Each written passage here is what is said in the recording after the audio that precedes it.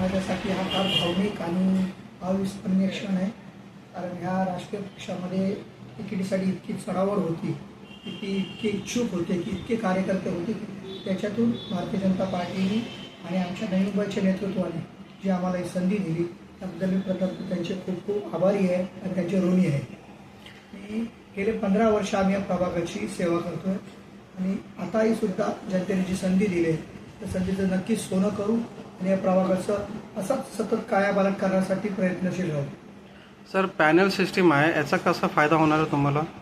खूप सुंदर पॅनल आहे आमचं. चारही भाजपचे इथे स्थानिक उमेदवार आहेत जे म्हणजे शशिकांतजी राऊत असतील, प्रभाकरजी भोईर असतील, अंजली वाळुंज असतील आणि मी प्रकाश मोरे असे स्टँडिंग नगरसेवक आहेत सगळे. आणि सगळ्यांचं त्यांच्या प्रभागामध्ये फार मोठ्या प्रमाणात काम आहे आणि त्यांच्यामुळे त्यांच्या जनतेचं त्यांच्यावर प्रेम आहे आणि त्यांच्यामुळे आम्हाला सगळ्यांनाच एकमेकांना खूप फायदा होणार आहे. सर, निवडणूक जिंकल्यानंतर प्राधान्याने कुठली कामं आपल्या मतदारसंघातली करण्याचा तुमचा विचार आहे?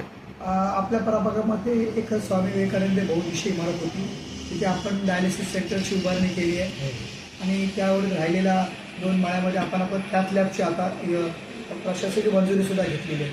त्यामुळे तिथे कॅथ लॅबसुद्धा होईल. तसंच एक आमच्याकडं बहुउद्देशीय इमारत होती, ती टेक्निकलरित्या अतिशय खराब होती.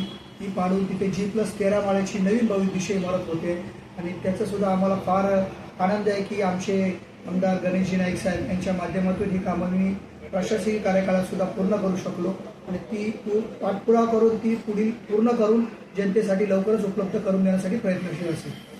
सर, मतदारामध्ये कशा प्रकारचा उत्साह आहे?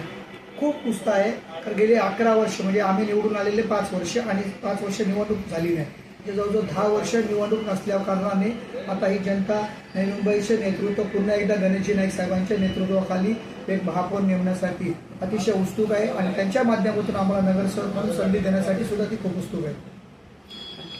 धन्यवाद.